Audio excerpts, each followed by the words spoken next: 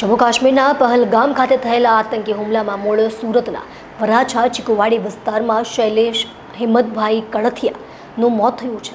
શૈલેષ કળથિયા મુંબઈમાં state bank of ઇન્ડિયામાં કર્મચારી હતા।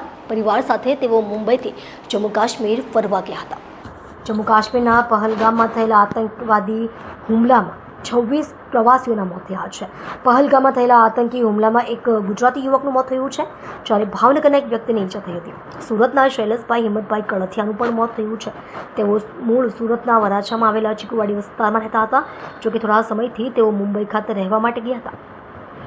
આ આતંકી હુમલામાં ભાવનગરના એક વૃદ્ધના હાથમાં ગોળી લાગી છે। મૂળ અમરેલીના શૈલેષ કળથિયા આતંકી હુમલાનો ભોગ બન્યા છે।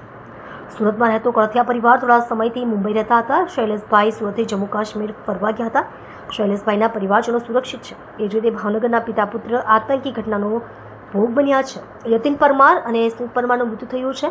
ઘટના બાદ ગુમ થયા પિતા પુત્રના મૃત્યુની પુષ્ટિ થઈ ગઈ છે।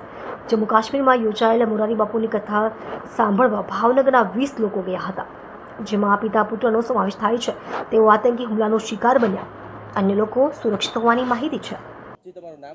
મારું નામ રમેશભાઈ ધીરુભાઈ ટાકેચા। આજે કાશ્મીરમાં જે ઘટના બની છે એ કોણ છે અને એમના પરિવારમાં કોણ કોણ છે? એમનું નામ છે શૈલેષભાઈ હિંમતભાઈ કળથિયા અને હરિકુંજ સોસાયટી વિભાગ બીજો, ત્યાં એમનું રહેવાનું છે। અમે પણ સાથે રહીએ છીએ, એમના પાડોશી છીએ। અમે એક જ સોસાયટીમાં રહીએ છીએ અને બોમ્બે નોકરી કરતા શૈલેષભાઈ।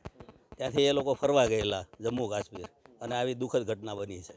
શું ઘટના બની છે, શું જાણવા એવું મળ્યું છે કે ભાઈ આતંકવાદી હુમલામાં એમને જરા ગોળી વાગી ગઈ છે, એવું બનેલું દુઃખદ ઘટના બની છે। એમના પરિવારનું અહીં કોઈ રહે છે? એમના પરિવારમાં તો અત્યારે કોઈ અહીંયા નથી રહેતું। એમના પરિવારમાં એના પપ્પા છે, એના મમ્મી 2 વર્ષ પહેલાં એક્સપાયર થઈ ગયેલા છે અને અત્યારે તો મકાન આખું ભાડે આપેલું છે। અને હિંમતભાઈ જે એના પપ્પા છે એ ધુફણિયા રહે છે, દામનગર તાલુકો, જિલ્લો અમરેલી, સૌરાષ્ટ્રમાં રહે છે।